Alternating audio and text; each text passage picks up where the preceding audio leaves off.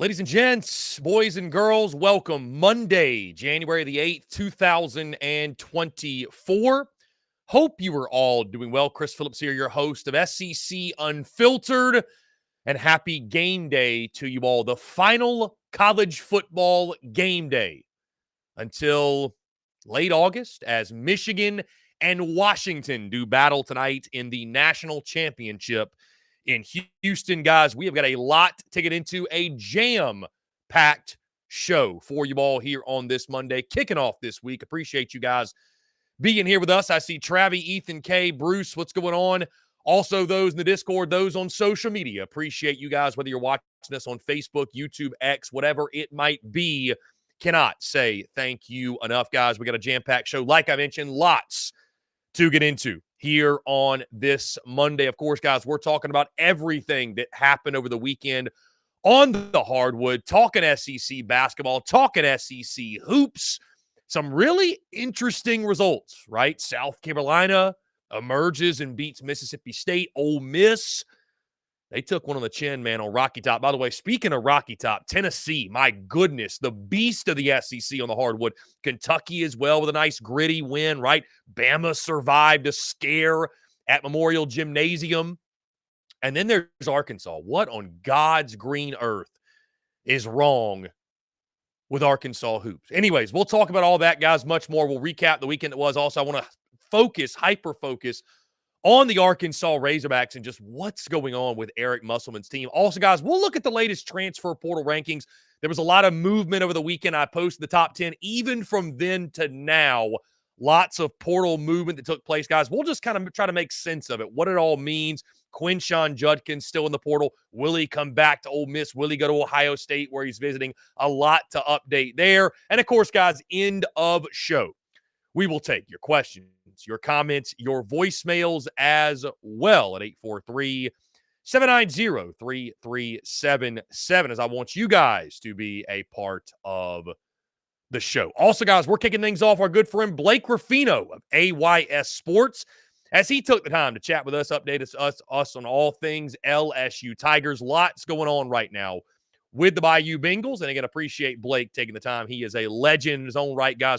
We've got tons of guests lined up this week. It's been a crazy morning, by the way, over here at HQ. Woke up this morning, power was out. Power's been going in and out all morning. Hasn't the last couple hours, so fingers crossed. I'm hoping that the hackers who are working extra hard this morning don't try to infiltrate the stream and make some craziness happen. Internet go out, power go out, whatever it might be. We're going to try to rock through this thing for the first 2 hours or through the whole 2-hour show, if you will. So again, fingers crossed that will be good. But again, guys, appreciate you all tuning in. If you have not done so, maybe this is your first time tuning into the show, hit that subscribe button on YouTube. Hit that bell icon as well so you get notifications of when we go live and when we drop new video content, which is daily. You can also check out the podcast, iTunes, Spotify, Google Podcasts at SEC Unfiltered. Again, podcasts drop daily also, guys. And of course, content, we're all across social media. The content is bleeding out of the eyeballs day in, day out. That being said, guys, let's go ahead and get things rolling. We kick off the show. Our good friend Blake Ruffino of AYS Sports, guys, lots going on down on the Bayou with a new defensive coordinator, some big recruiting news and landings, if you will. Basketball, also big win for the Tigers. We talk about it all. Blake Ruffino, AYS Sports. He kicks off the show. Y'all enjoy this conversation with our dude, Blake Ruffino. Down to the Bayou we go. He joins the show once again. One of my favorite guests. He is a legend in his own right. Our good friend Blake Ruffino, AYS Sports. Blake, what's going on, man? Appreciate you taking the time. You call me a legend. You know what makes me a legend? I just beat Spider-Man 2 with a 4-year-old on PlayStation. Okay, we just got done beating Venom. Spoiler alert! But if you hadn't played it by now, you should have. It's well past time. So yes, I'm pretty much a badass. I pretty much fight crime in my spare time on PlayStation with a 4-year-old. So finally got done. So I'm excited. No more Spider-Man, girls. I love no more Spider-Man. No, dude, we've been getting after it on Nintendo Switch lately. We got a Nintendo Switch like right before Christmas. It was kind of like a early Christmas gift for the house, right? I'm not a huge gamer, but it's like, people come over. It's just something nice to have. And yeah, we've been getting after a little bit of Hogwarts Legacy. I don't know if that's nerd alert on me, Hey, but okay. we've been getting Yeah. after it. So No, I probably won't pick up another video game until June, you know, NCAA. NCAA.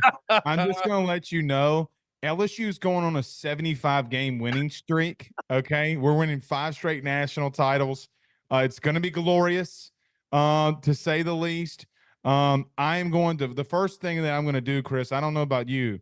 If Joe Burrow or Jaden Daniels, either one is in the game, I'm going to beat Bama 175-0. I'm going to put it on junior varsity, and I'm going to score at will to take out all my frustration that they did not allow me to take out over the years. I'm just going to let you know. You got to love the rage beat down of the rival after you lose the game in real life. I love that. Dude, no doubt. When LSU lost the national title game in 2022, one of my great friends was on the team. He wore number 18, like the signature number. Brandon Taylor, been on our show multiple times.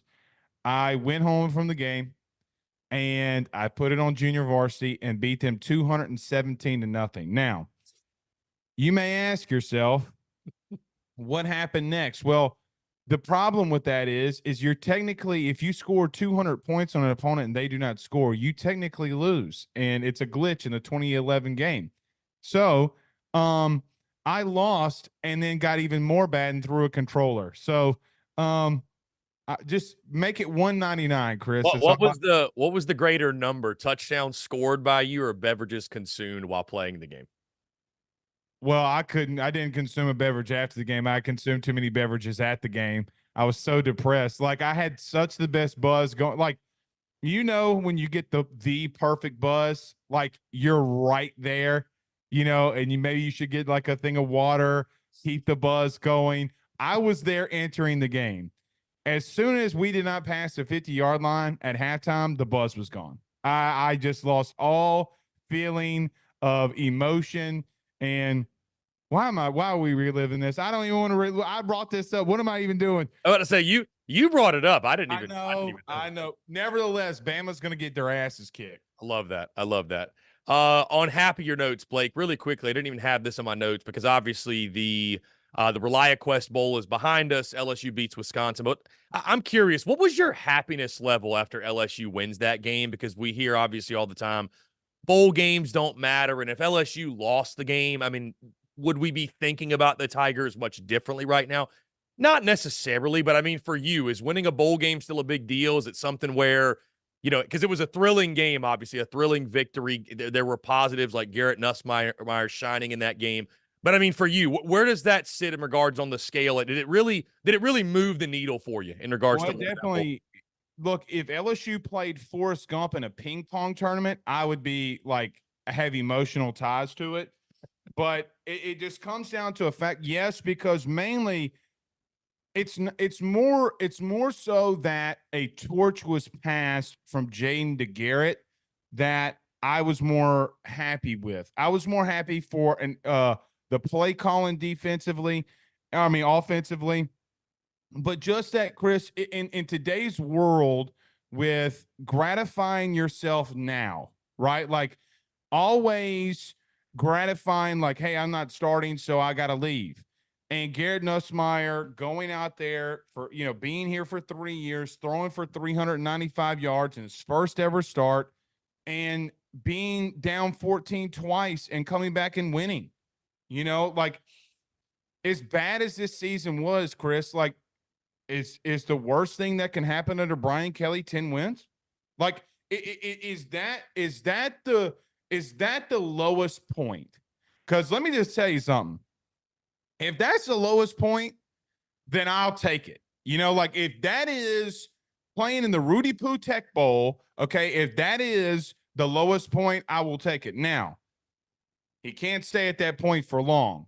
And I think that it comes to a point where, Chris, it's like it wouldn't have mattered who the quarterback was at this point or what the offense would have done. It just pretty much proved that the defense was sucked so bad that it wouldn't have mattered. Like, think about this.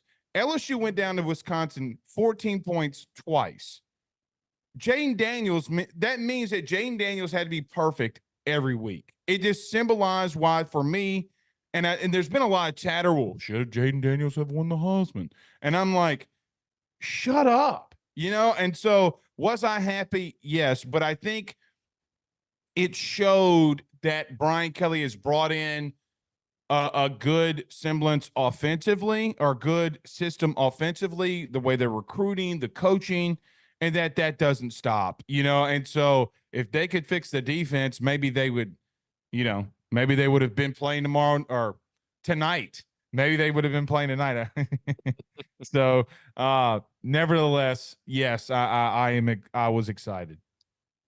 So, Blake, speaking of fixing the defense, LSU took some measures in doing that. Of course, they first fire the entire defensive staff, then go out and get Blake Baker, who was a name Missouri defensive coordinator, has done great work in Como. I know you've talked about it a lot on your airways, but your thoughts, your reactions, how would you grade that hiring, and what's your feelings on that for LSU?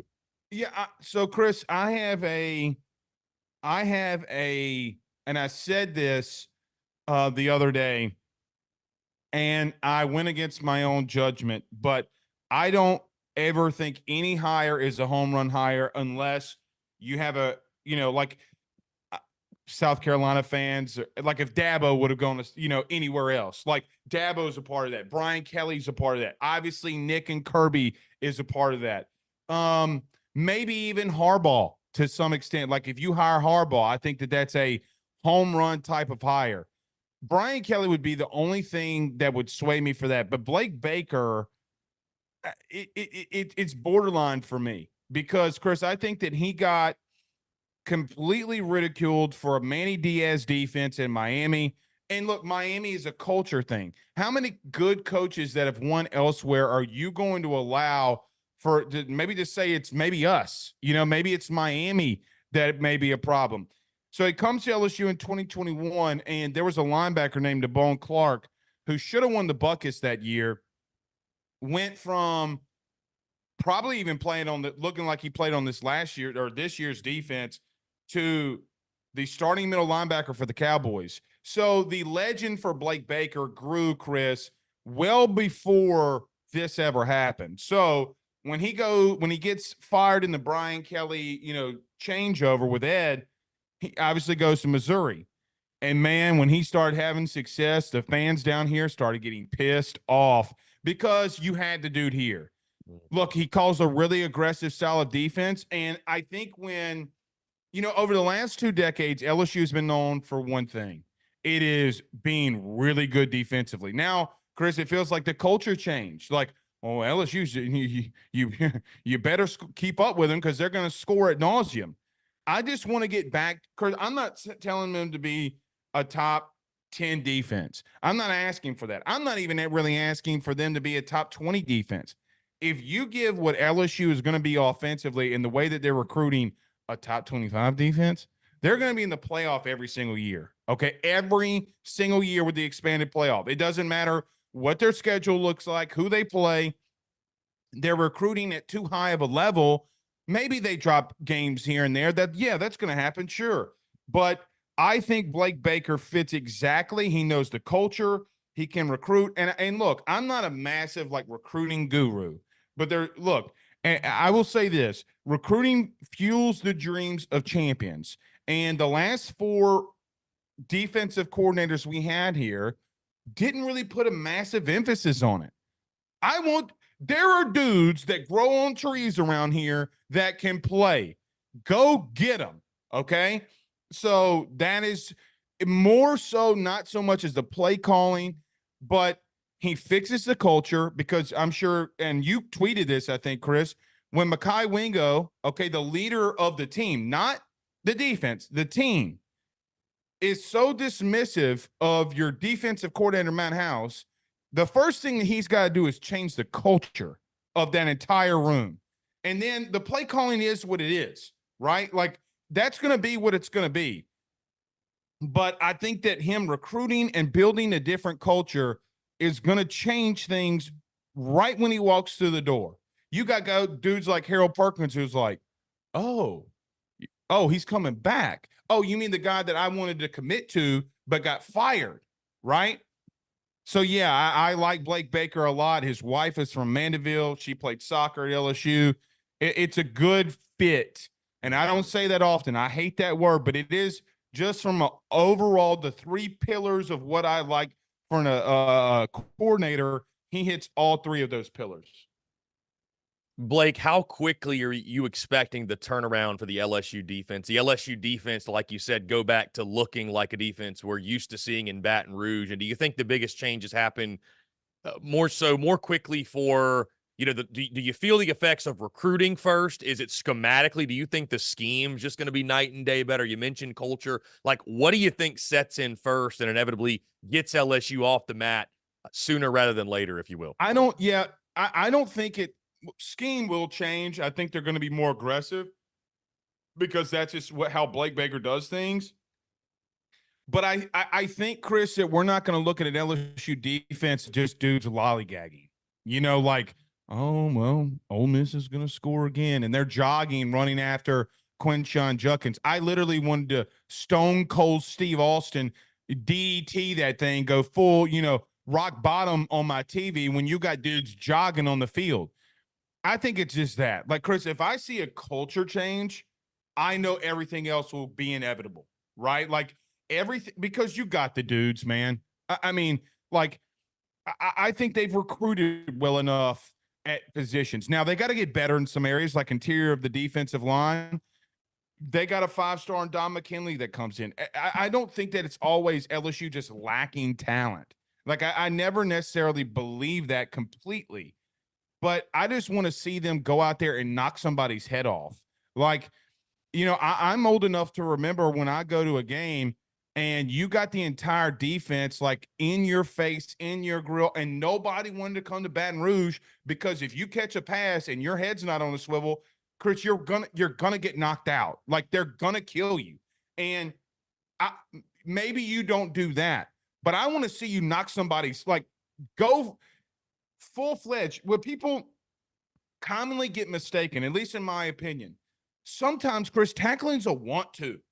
Knocking somebody's head off is a want to.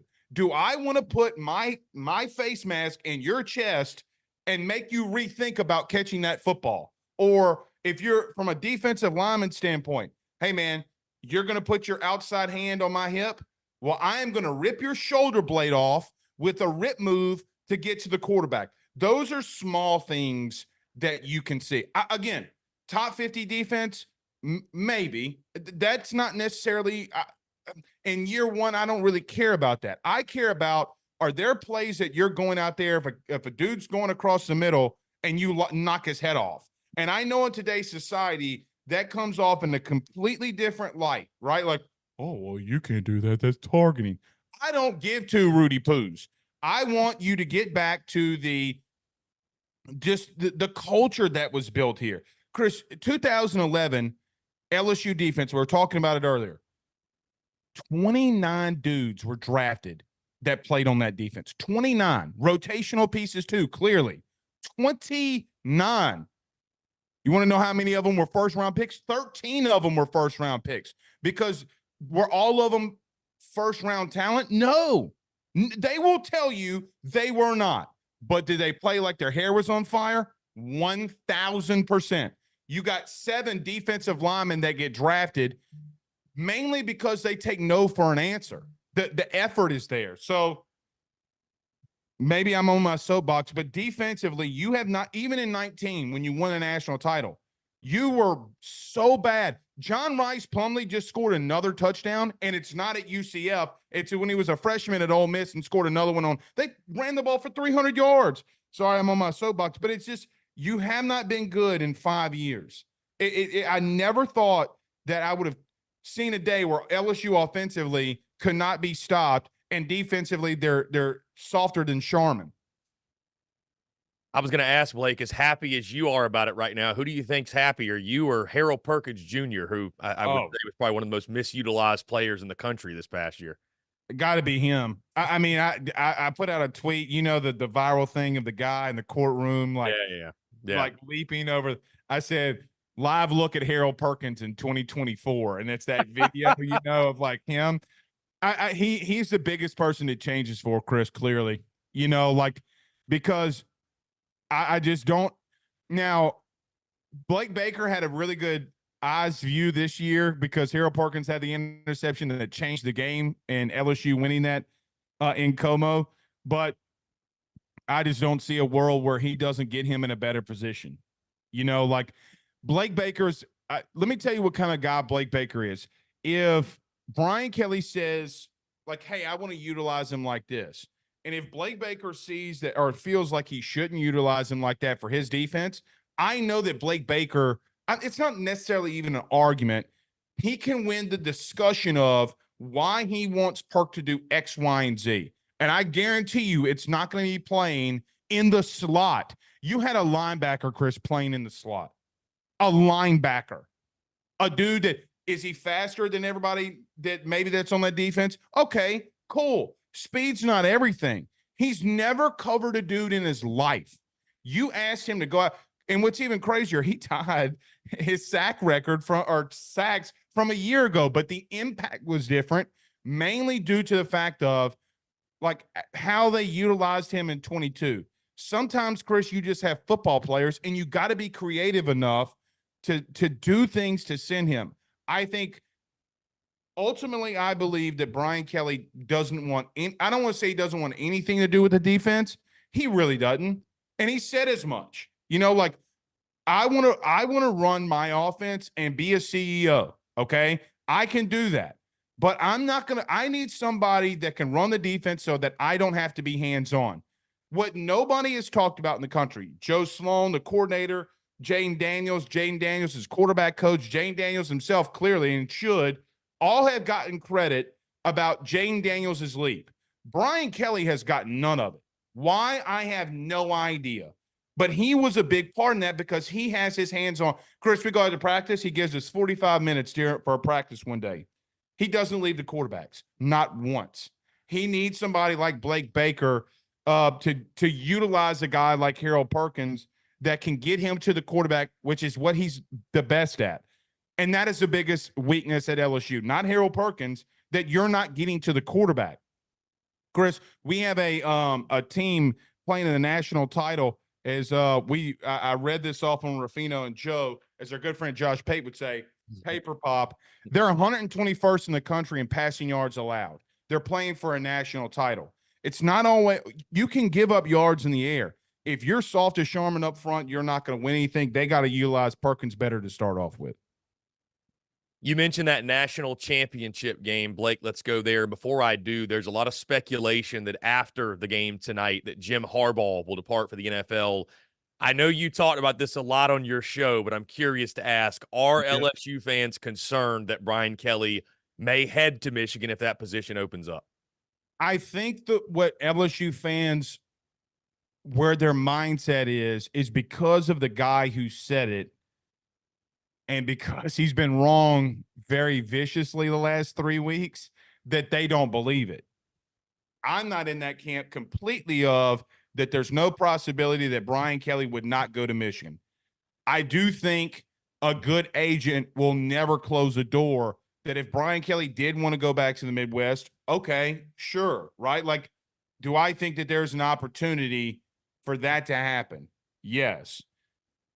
But Brian Kelly's making a lot of moves for a guy who feels like he's going to Michigan, though. You're firing in the whole staff. You're paying Blake Baker as the highest paid coordinator in the country, or even allowing that to be a part of your program. I just don't. It's hard for me, man. It's hard for me to say that he would do it, like, because I don't think, Notre Dame and Michigan were rivals, and I just don't think they want Brian Kelly. I think that they would. I think they would promote from within. Sharon Moore clearly makes a lot of sense for them if that's the route that they wanted to go.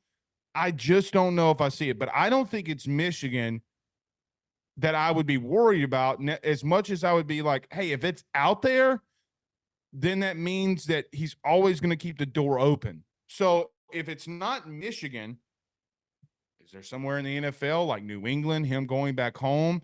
That if that opened up, does he want to get his, one shot at an NFL chance? Maybe. Now, he said that he doesn't, Chris, in this business, I know that you've learned it just as quickly as I have. I don't believe a damn thing a coach tells me unless it benefits the program that they're at. If something's bad, I'll go around to 3 or 4 assistants on staff and be like, hey, what you hearing about this? And if they all saying the same story, okay, then it might be true. But when I just, it's hard for me to, and look, he's 60 plus years old. I really don't know if he wants to do that. Look, he donated $1 million of his own salary to add on to their football operations building, like for a recovery and nutrition center. Like, Chris, it was being built when we were out at practice. I mean, dude, it's like I mean, I want to say it's like 4,000, 5,000 square feet at double or triple decker, right? Like, I mean, he spent his own $1 million to do that. So either his financial advisor is a dumbass, or okay, he's not going anywhere after he spends $1 million of his own money to do it, because it's something that he wants his legacy to be left here at LSU. So just so many moving parts to tell you no, but would it surprise me? It would not. So, Blake, back to the national title game, Michigan, Washington tonight. Two conflicting or different styles, if you will, in this game. Yep. Obviously, Michigan takes down Alabama, which I'm sure you shed a tear watching that one. But thoughts on the ball game? Who are you picking, by the way? So I let this out last night. I am going to pick Michigan, but the only reason I'm picking Michigan is because I'm 1-4 against Washington, and on the Ruffino and Joe show, the Washington fans hate my guts. They have begged me for weeks that if they got here, that I would pick the team that they were playing against. So I'm going to pick Michigan, but I think the biggest weakness for Michigan is what they have on the boundary on the outside. So when Chris, let's rewind 6 weeks ago when Michigan played Maryland. I said, listen, they got a problem on the boundary. And I think that Tagovailoa kid is going to expose them, but not be able to get them over a hump. Now, could Ohio State do that? They got a little bit closer. Bama was the best matchup for them of all the playoff teams because Milroe is not great at hitting the dudes outside the numbers like Michael Penix is going to do tonight. I'm going to say this is a 3-point game. I think it comes down to a field goal here at the end. I just don't know if – I think Michigan's biggest weakness is Washington's offense's biggest strength. They got a three-headed monster. They got Polk, they have Odunze, and they have McMillan. Please, God, bracket covers Odunze, because when you do that, Texas, okay, here comes Polk, here comes McMillan.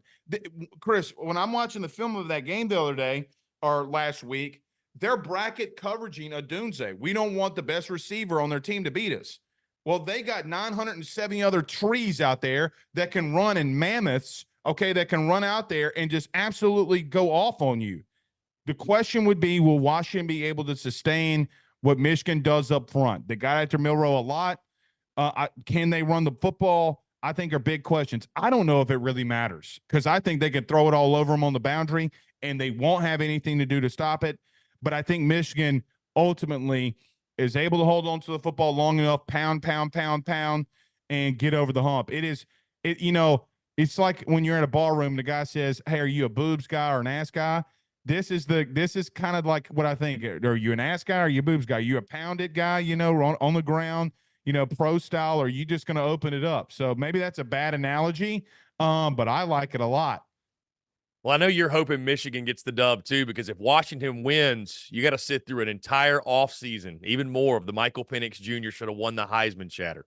Even more, it's coming. It's going to be coming. 1,000% is coming. But you know what bugs me more than that is people comparing this team to 2019 LSU. Dog, 2019 LSU beat 8 top 10 teams. 8. So half of their schedule was top 10 teams, and smacking that ass. They had dudes, they were beating the shit out of people. That bothers me more. But if you think for 1 second, Chris, Michael Penix would have to score 15 touchdowns tonight to get to Jaden Daniels' 50. 15. Come on, dog. I mean, the Pac-12 was good this year. Come on, bro. Like, Don't be a dumbass. Like that. It's like, think about it. Don't be a dummy. Now, you can say I'm biased all you want to. That's fine. But you ever seen Jane Daniels run for 85 yards and a touchdown and run for 22.7 miles per hour? Because I have. Come on, bro. Blake, let's switch gears and go to the hardwood because LSU got a big win on Saturday night. LSU went to College Station as double-digit point underdogs and won that game straight up.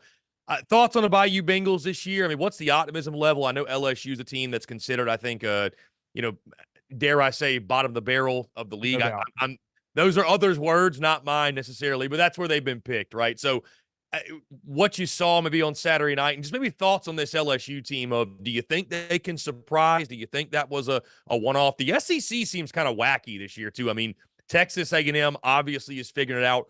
Arkansas is just a complete shell of what we thought they'd be. Alabama still kind of getting the kinks worked out. So maybe LSU can be that team that surges and surprises. What team will show up? I think you had – so Matt McMahon – when he got to LSU, Chris, literally did not have a scholarship player on the roster. Not one. Okay? Because of the Will Wade thing. Well, Will Wade was able to go to McNeese and rebuild because of the portal, and he looks good because he got a 5-10 game suspension, and Matt McMahon has to rebuild LSU. I think the win on Saturday versus A&M, the way that it happened, the energy that they played with, the second half that they had, man, it gave me a semblance of hope. Gave me a hope that, hey, man, just go 500 in the SEC. You won one conference game. Go 500 in the SEC and be knocking on that door. Be on a bubble team. I think for me, Chris, this is like a year one for a coach and Matt McMahon, even though it's year two because of what happened and all the sanctions that LSU got popped with in basketball during that whole FBI investigation thing. I love the way that they play because they might hit or have as many bricks to build a house throughout the game. One thing I know for sure, buddy, they are not going to give up on themselves. They're not going to give up on the game. And that's what you love to see. Like, hey, man, you might not be more talented than this team, but just play with serious effort. If you're off at all and you play this LSU team, good luck because they are going to play with max effort 24/7. The problem is they're not that good. They're not as talented as everybody else, but they're just going to give you everything they got. And one thing I will say, Chris, I thought this team was going to be good in the sense of that they could hit the three. Well, they have been horrible at shooting the three. Well, ask A&M if that team just found their rhythm because Jalen Cook really him being with the exception of the two-time transfer rule, since he's come back, they have been dominating some teams in the second half, A&M included the other night. So let's see. I just want them to play with effort and play hard, and I have really no expectations for this team whatsoever, which is kind of fun, like when you don't have the expectations, it's like, oh man, they beat A&M, like let's go, So it's fun in a way, but then you just like when they lose, it's like, man, this sucks. Well, opening day is just around the corner, Blake. So we'll have that to talk about this soon. Blake Ruffino of AYS. Jesus. Yeah, cannot wait. Blake Ruffino, AYS Sports. Blake, one last thing, and I'll get you out of here. We were talking about this over the weekend, the beauties and the banters, I say, and the banter started. We were talking Malik Neighbors. Where does he rank among the best wide receivers in LSU history? In your opinion, where would you rank him? From a talent aspect, he would probably be 4 or 5. You had Odell. I think he's better than Odell, to be honest with you. I put him right there at 3. I just don't see a scenario where he's better than Justin Jefferson and Jamar Chase to me. Okay. But if you're not talking about talent, you're talking about best wide receiver in LSU's history. It's Malik Neighbors because he broke every record. He was on one team that was 6-7 and was a complete collapse. Then he was on a year one rebuild, and everybody was talking about Kayshon Boutte and get Boutte the ball more. And I'm like, are you watching what number 8 is doing? And really, Chris took a lot of criticism behind that last year. Told you so. But nevertheless, okay, like what he did this year, it's not so much as like what he did. It's kind of like how he did it, right? Like, can you put him on the boundary? Can he win 101s against Kool-Aid McKinstry, who some believe might be the best corner in this year's draft? Can he beat him? Oh, wait. He not only beat him, he had probably and arguably one of the best catches in all of college football this year. Oh, wait. So you put him in the slot and you can't stop him there. That is the difference for me, where I think he could be better than the Jets or Jamar, because of he's just so damn versatile on what he does. Justin will tell you, he's told us this before. Does he like playing in the slot? Can he play in the slot? Yeah, a little bit. He doesn't mind it. You get that man outside the numbers, he's going to rip you up, okay? Because that's where he does his work. Same for Jamar. The thing with Malik that's so dangerous, man, and we saw it all year, you tell him to be X, Y, or Z, and you tell him to run a route. That's the problem that you have with him. Week in, week out, day in, day out, play in, play out.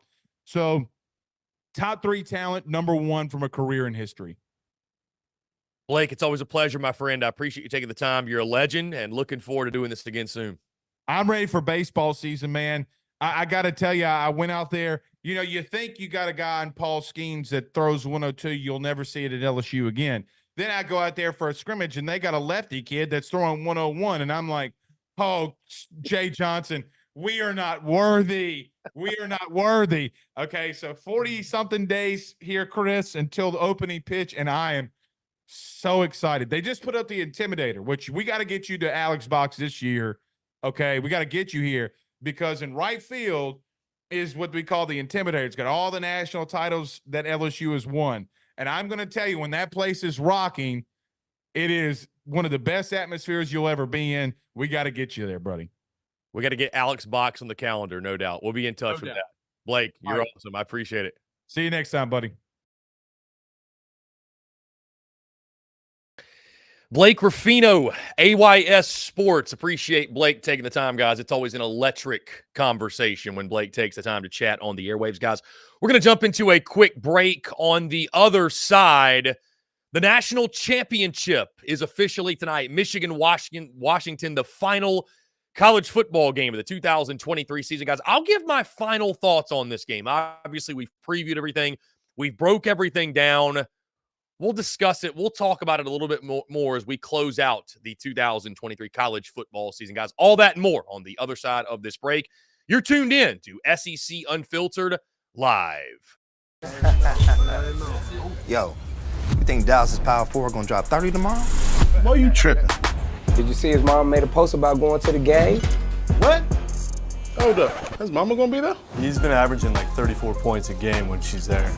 At least 40 when she be on that Jumbotron. He don't like to let his mama down. Pick more, pick less. It's that easy. Cash in on your sports fandom with Prize Picks. SEC Unfiltered Live is brought to you by our friends over at Prize Picks. Go download the Prize Picks app or go to prizepicks.com. And when you do, use the promo code SECU to receive a 100% instant deposit match up to $100. Prize Picks is the simplest fantasy game on the market, focused around prop total entries. You pick 2 to 6 players, and you can win up to 10 times on any entry. Prize Picks has no sharks, optimizers, or mass multi-entry. It's literally just you against the projection. They also allow mixed sport entries. So, for example, you can take the over on LeBron, parlay with the under on Mahomes. They've got college sports, pro sports, literally anything and everything you can think of. They have got it over at Prize Picks. They also have a slick, easy-to-use mobile app, both on the App Store and Google Play, and they're rated 4.8 stars in the App Store with rave reviews. So many fans and listeners of SEC Unfiltered have made tons of money with our friends at Prize Picks, and you should as well. So again, go download the Prize Picks app or head over to prizepicks.com, and when you do, use that promo code SECU to receive a 100% instant deposit match up to $100.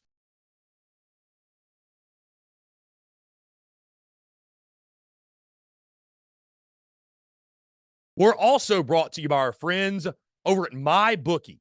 When your money's on the line, choose a trusted sports book that gives you tools to win, like MyBookie. At MyBookie, it doesn't matter if your team is up or down. You can easily cash out or bet the game live to come out on the winning side. Use MyBookie for daily odds boosts, same-game parlays, and take advantage of huge prize pool contests. Every single sack, fumble, and touchdown is another chance to hit payday. To get started, go to mybookie.ag, and on your first deposit, use promo code SECU to grab a deposit match up to $1,000. Try the MyBookie money bag as well to grab a potential Super Bowl frontrunner at long shot odds, plus 38,000 on the Eagles and Chiefs. You won't find odds like that anywhere else. Bet anything, anytime, anywhere, only with MyBookie. Finally, SEC Unfiltered Live is brought to you by our friends over at Roback. Guys, if you haven't heard of Roback before, it's time to check them out. It's safe to say I'd bet on these guys any day of the week because I absolutely love their gear. I couldn't be more pumped to work with Roback. It's simply some of the most comfortable gear that I own. From the performance polos to the hoodies and the joggers, it's some of the best fit and best feel around. Roback's performance hoodies are some of the best pieces of clothing I've ever worn. I can't emphasize how soft these things are with great stretch and breathability. They're simply some of the best hoodies out there. Odds are, guys, if you see me during football season, baseball season, basketball season, or just here on SEC Unfiltered Live, you'll more than likely see me in a Roback hoodie. Secondly, guys, Roback's performance polos, they're some of the most comfortable polos out there. They're moisture wicking with 4-way stretch, making them perfect for a game day, and they have the perfect fit. With crisp collars that don't lose their shape, I could not recommend these polos more. In all honesty, guys, Roback's been gaining traction big time. I'm sure you've seen them. They've been working with some of college football's biggest stars, such as Alabama's quarterback Jalen Milroe and former LSU head coach Ed Orgeron. So go check them out now and use the promo code SECU on Roback.com for a generous 20% off your first order. That's spelled RHOBACK.com. 20% off all bottoms, Q-zips, hoodies, and more with the promo code SECU. Ladies and gents, boys and girls, we are back here on this Monday, January the 8th, 2024. Let me say thank you so much to each and every single one of you for tuning in, guys. The love, the support, it means the world, whether you're on YouTube, you're on X, you're on Instagram, you're on Facebook. For those of you who are new, I'm sure there's many of you that are checking out this show. You're like, who the heck is this guy talking SEC? Really do appreciate you all tuning in. Again, we do this every single day, noon to 2 p.m. Eastern on X, Facebook, YouTube, and Twitch as well. Taking your questions, comments, and voicemails in the last 30 or 45 minutes or so of the show. And, of course, discussing an array of topics and having a number of different guests all across the SEC and beyond. So, really exciting stuff, guys. Again, appreciate each and every single one of you. And like I mentioned, we got a jam-packed show today. And want to say thank you yet again to our good friend, Blake Ruffino of AYS Sports. Guys, just before we went live, I got an adrenaline rush just before we hit the live button because, man, tonight's the last college football game of the season. All the way until August. There will be no more football. Of course, we'll have spring ball, and there's no off season, right, when it comes to football, certainly in the SEC.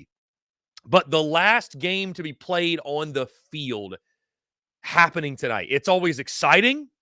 It's always a little bit sad too, right? It's always a little bit sad when you're like, this is it. This is it. And then the countdown will officially begin 8 months or so until toe will meet leather yet again. And with that being said, guys, we've done our breakdown.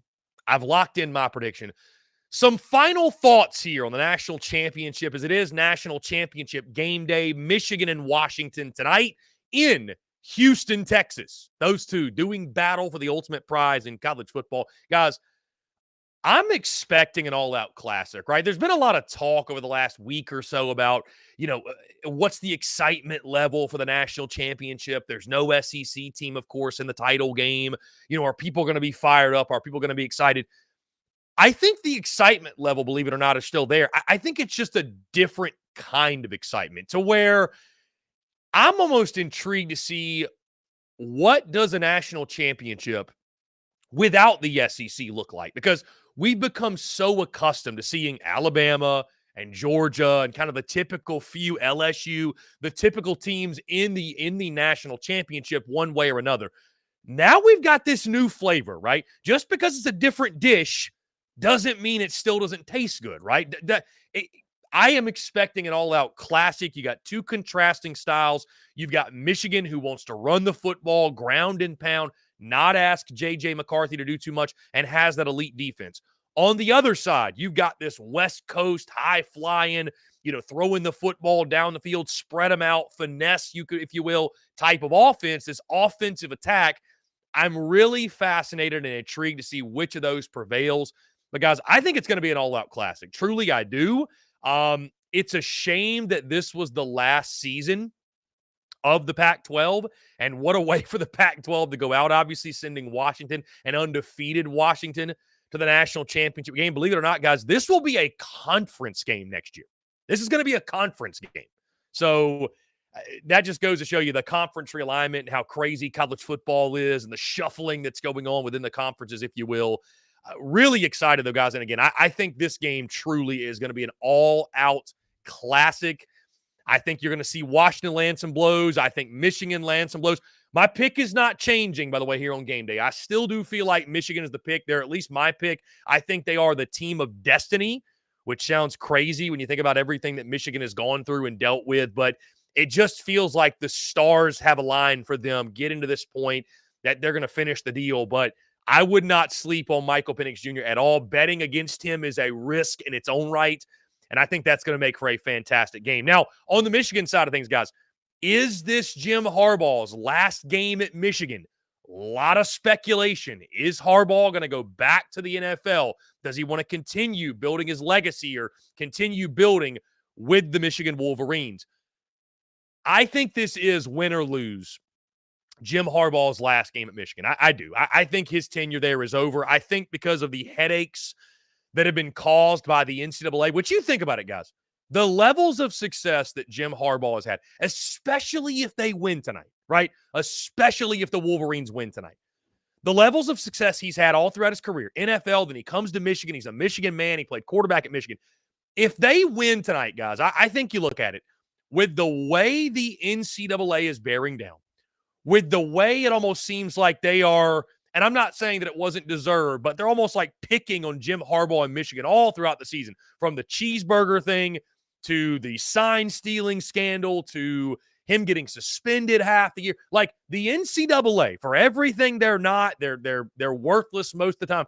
They're not going to stop, I think, coming after Jim Harbaugh. So I don't think he wants to deal with that headache. I think where there's smoke, there's fire, guys. We heard a couple of years ago that Jim Harbaugh was a candidate to go back to the NFL and pursue an NFL job, pursue an NFL career once again, especially if he wins a national championship.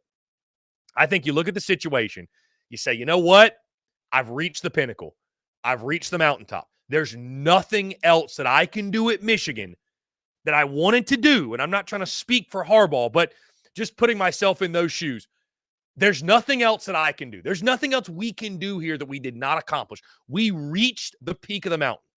And there's great opportunities back in the league, getting away from this NCAA headache where I can just leave and not be a part of it. They can't do anything to me. Chargers or Raiders or somewhere else, I'm heading out. So I think Jim Harbaugh, I think this is his last one. I would be surprised based off everything we've heard, again, where there's smoke, there's fire. There's a lot of smoke. And Jim Harbaugh, again, it's not like he's a college coach. It's let me take a risk at the NFL. Let me take a risk at the next level and try my hand. He's had great success, guys. He's had great success.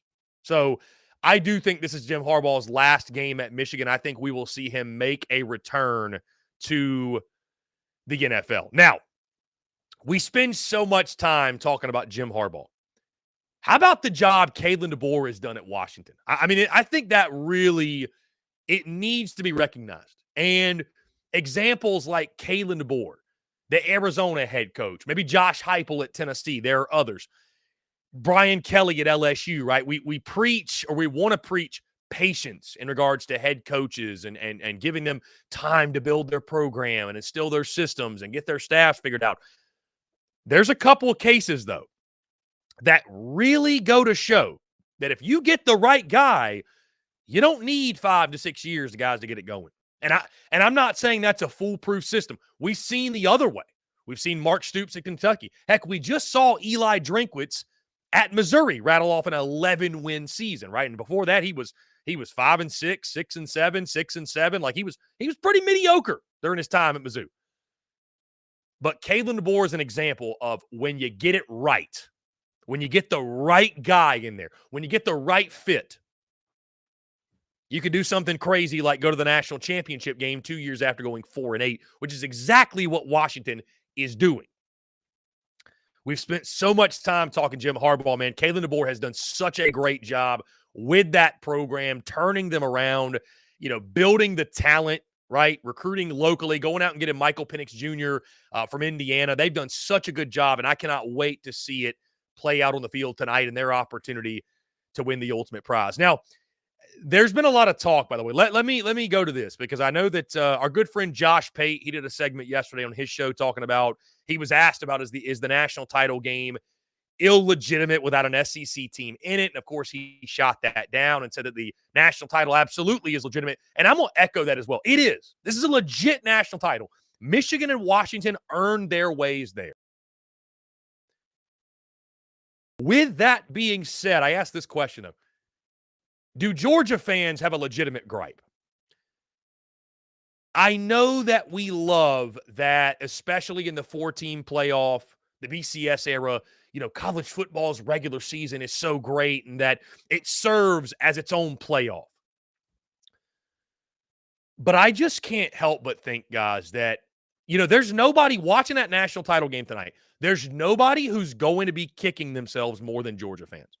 There's nobody who's going to be kicking themselves more than the Georgia Bulldogs, that staff, that team, because I think they're going to watch that game tonight and know, damn, Georgia would be going back to back to back had they not just had, and this is to take nothing away from Alabama, by the way. But I think we can all admit Georgia did not play their best game in that SEC title game. Georgia was as sloppy as we saw here. Self-inflicted wounds. The exact thing we did not think Georgia would do. One bad Saturday cost Georgia back-to-back-to-back national championships. Because I tell you what, guys, I watched Alabama play Michigan. And with all due respect to Washington, I would take Georgia right now in a heartbeat. I would have taken Georgia over every team that made the college football playoff. That includes Bama in a rematch. It's an interesting year to where, guys, and I'm going to get crushed by Bama people, and I totally understand it. You should be upset when I say this. But in my heart of hearts, and I know that Georgia beat up on Florida State's practice squad, but in my heart of hearts,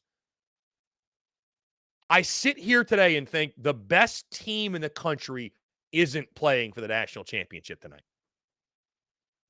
Because I think the best team still is the Georgia Bulldogs. Now, I think it'd be a great game with Georgia-Michigan, but you watch the Bama game, guys. I mean, I posted during the game, how much would Georgia be up right now? It was 10-7 at half, and Alabama had, 97 yards of offense. They couldn't protect Jalen Milroe.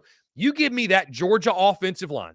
You give me Carson Beck, who I think is better than Jalen Milroe. Let's call it for what it is. I think he's better than Jalen Milroe, especially when it comes to throwing the football, scanning defenses, just playing the quarterback position. And you give me Georgia's defense, like all the above. I think Georgia wins that game. And I think they win that game by double digits. So, listen, they did not take care of their business. Alabama did in the SEC title game. Bama deserved to go. I understand why you couldn't put Georgia in. I totally get that. But I can't help but feel like the best team this season in college football is sitting at home tonight. And they deserved it because of their play in the SEC title. But, man, what a 12-team college football playoff is going to do, to where you get a mulligan, you get a layup. And some people hate that. Some folks despise that. Some folks are looking at it as the lesser of two evils when you factor in what happened to Florida State this year. So there's different ways to look at it. But it's not an illegitimate national title at all.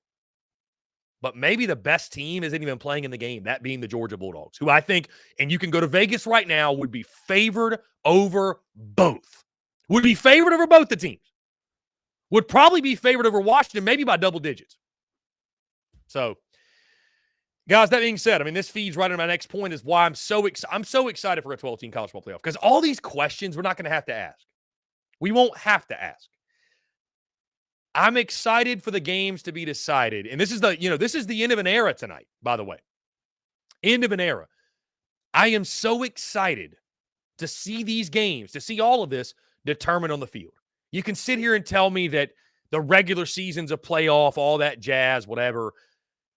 But the fact of the matter is that unless you go undefeated, and obviously we saw this year going undefeated doesn't mean anything. Unless you go undefeated, and even then, your fate is still in the hands of a committee at the end of the season determining, all right, who's the 4 that should go? 12's not going to be perfect, right? It won't. Will there probably be some blowouts and some, whatever, it's going to be 5-12 games or, some of those first-round matches? Maybe so. And people will point and gripe and say, look, that's why we shouldn't expand it. There aren't 12 teams good enough to win the national title. You know what? Maybe you'll be right. Maybe some years it'll be 2. Maybe some years it'll be 6. Maybe some years like this year, you could look at it and say, man, 11 and 12 could have given 2 and 3 and 4 some problems. But either way, at least we'll know on the field. At least we'll know. We won't have to lean on a committee who, God forbid, do they even watch all the games and say, well, what do they think? How do they even determine the top 4? We got to have all this debate and all this conversation instead of just letting it play out on the field. Just let it play out on the field. Then Florida State doesn't have to complain about, well, we'd have done this and that. Well, let's see. Let's see what you would have done. Let's see what Florida State will do without Jordan Travis. Maybe FSU's defense really was good enough to carry them. Maybe, but we'll never know. And that's unfortunate. That's what fires me up for a 12-team college football playoff. The games during the regular season, they're still going to matter to the people that love college football. And all you're doing is increasing the games that matter in a 12-team college football playoff. You're not decreasing, you're increasing.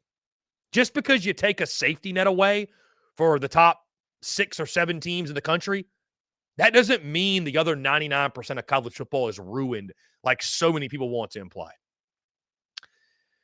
The guys, we've already talked the feelings, no SEC team being in the game. You may come to the show and think, okay, of course he's going to be down on the title game. I'm actually excited for it. Again, I'm really, really curious to see what new flavor looks like in the title game. Like, do we get an all-time classic? Do we get a snoozer? I think Georgia even has more of a gripe if tonight's game is a snoozer, right? If tonight's game ends up like 10-7 for some reason, or it's 17-14, some boring game, I think Georgia could really look around and say, man, we would have whooped both these teams' ass. Like, I think Georgia fans will have a legitimate gripe. I won't even blame them for being upset. Now, they got nobody to blame but themselves. But one bad Saturday cost the Georgia Bulldogs a chance at back-to-back national titles, which, again, guys, having the conversation in itself is wrong. You go 29-1 in your last 30, that team dropping from 1 to 6. We could just keep having this convo endlessly, and it's still absurd no matter which way you spin it. Either way, guys, like I mentioned, I'm sticking with my pick. I still think Michigan, unfortunately, is the team of destiny. It's I come from the school of baseball to where sign stealing is just part of the game, right? If you don't hide your signs better, that's sort of on you. But the levels that Michigan took it to, right, are a bit absurd. And, what is the NCAA going to do about it? What should they do about it? I have no idea. But the bottom line is this. It looks like to me a season of destiny for Michigan. The stars have aligned, and I do think Michigan will take down Washington. I do think it's going to be a great game, guys. Spoiler. I think it's going to be a great game. I think Michael Penix Jr. is going to show everyone why, again, he's one of the best players in college football, but I think Michigan will have too much. I think that physicality in the trenches will prevail. I think Blake Corum goes off, and I do think Jim Harbaugh will sail off in the sunset, go to the NFL after this game, and the Michigan Wolverines will return back to the top of college football. Guys, we're going to jump into a quick break on the other side. We'll keep the conversation rolling, talking some SEC basketball, a little round ball recap from the weekend, including what the hell is going on with the Arkansas Razorbacks. All that and more on the other side of this break. You're tuned in to SEC Unfiltered Live. Yo, you think Dallas' Power 4 gonna drop 30 tomorrow? Boy, you tripping. Did you see his mom made a post about going to the game? What? Hold up. His mama gonna be there? He's been averaging like 34 points a game when she's there. At least 40 when she be on that Jumbotron. He don't like to let his mama down. Pick more, pick less. It's that easy. Cash in on your sports fandom with Prize Picks. SEC Unfiltered Live is brought to you by our friends over at Prize Picks.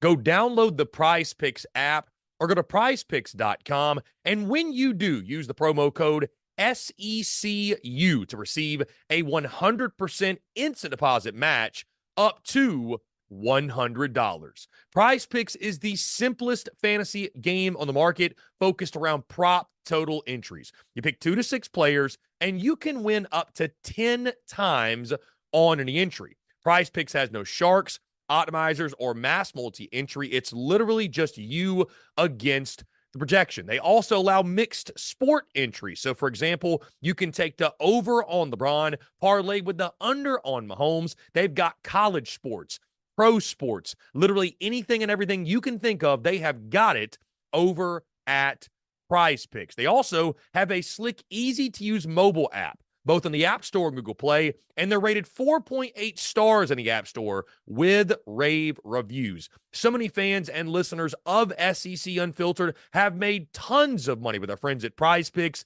and you should as well. So again, go download the Prize Picks app or head over to prizepicks.com, and when you do, use that promo code SECU to receive a 100% instant deposit match up to $100.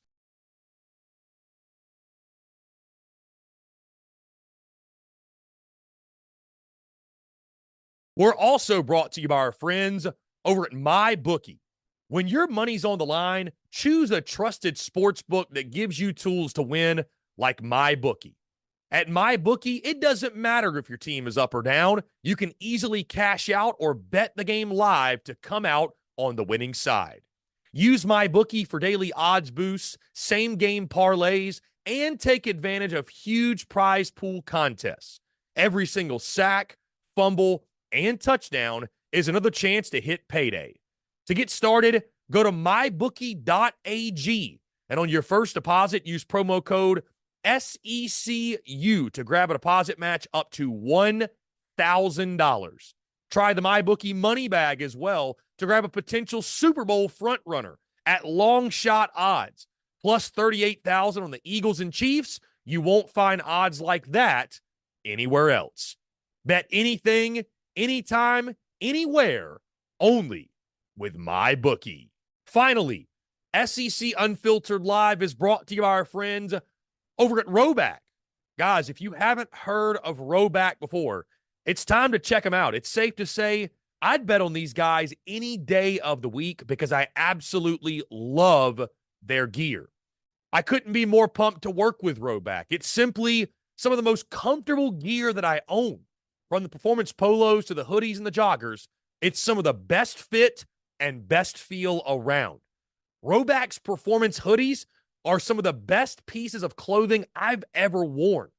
I can't emphasize how soft these things are with great stretch and breathability. They're simply some of the best hoodies out there. Odds are, guys, if you see me during football season, baseball season, basketball season, or just here on SEC Unfiltered Live, you'll more than likely see me in a Rowback hoodie. Secondly, guys, Rowback's performance polos, they're some of the most comfortable polos out there. They're moisture wicking with four-way stretch, making them perfect for a game day, and they have the perfect fit. With crisp collars that don't lose their shape, I could not recommend these polos more. In all honesty, guys, Rowback's been gaining traction big time. I'm sure you've seen them. They've been working with some of college football's biggest stars, such as Alabama's quarterback Jalen Milroe and former LSU head coach Ed Orgeron. So go check them out now and use the promo code SECU on Rowback.com for a generous 20% off your first order.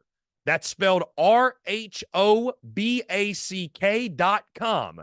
20% off all bottoms, Q-zips, hoodies, and more with the promo code SECU. Ladies and gents, boys and girls, we are back here on this Monday, January the 8th, 2024. Appreciate each and every single one of you tuning in. Hope you guys had a fantastic weekend. Remember, continue to leave us your questions, your comments, your voicemails as well at 843-790-3377. That's 843-790-3377. Guys, we may change the way we take questions for this show. I'm thinking maybe taking questions before, after the show, if you will, just taking them off record and carrying them into the show. I'm not exactly sure. Or maybe that'll be an addition, if you will. The daily mailbag won't go away, but that could be an addition for us. So either way, guys, you guys stay tuned for that. Appreciate you all. We'll talk about that more later in the show and just kind of some ideas I may have in regards to getting you guys more involved, more interactive in regards to the Q&A segment of our show. But in the meantime, guys, we're talking SEC men's basketball. The first weekend of conference play is officially in the books, and what a weekend it was, guys. And I got to start in Fayetteville.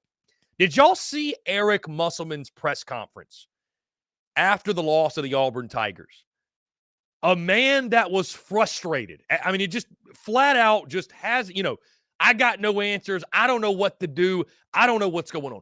Arkansas continues to be one of the greatest mysteries in the SEC to this point in the season. We're talking about a team that was good enough to beat Duke, right? To beat Duke on their home floor, but beat the Duke Blue Devils. I'm not saying Duke is number one in the country this year, but they're pretty damn good, right? A team talented enough to do that. And then over the weekend, first game in SEC play, right? Arkansas has been inconsistent. We go on record and say, you know what? At Bud Walton Arena, yes, Auburn is top 25. Yes, Bruce Pearl's got a really good team, but I think the Arkansas Razorbacks, they're going to find something, right? They're going to find something on the home floor. And I don't know what it is about Arkansas athletics this year, because it started on the gridiron. Then it's gone into basketball. Hopefully it doesn't carry over to the baseball side of things.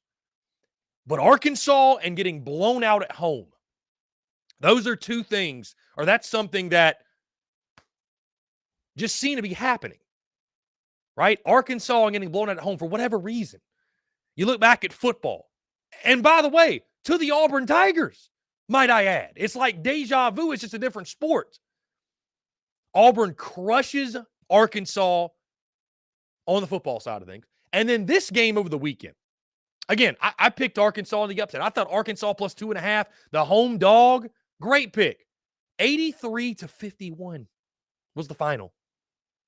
Auburn just dismantles the Arkansas Razorbacks. Now, give Auburn a lot of credit. This is a really good Auburn team. You knew Bruce Pearl's team would come in fired up, excited, motivated, ready to go, start a conference play. Shot 49% from the field.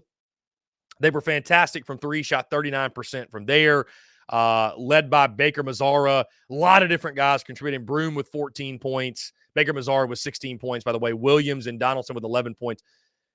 On the Arkansas side, though, guys, they shot just 31%. 31% from the field.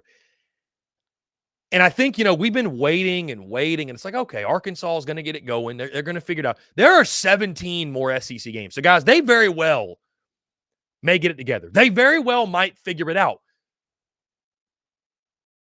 But if you're an Arkansas fan, when is it time to hit the panic button? And why is that time now? I think that time has to be now.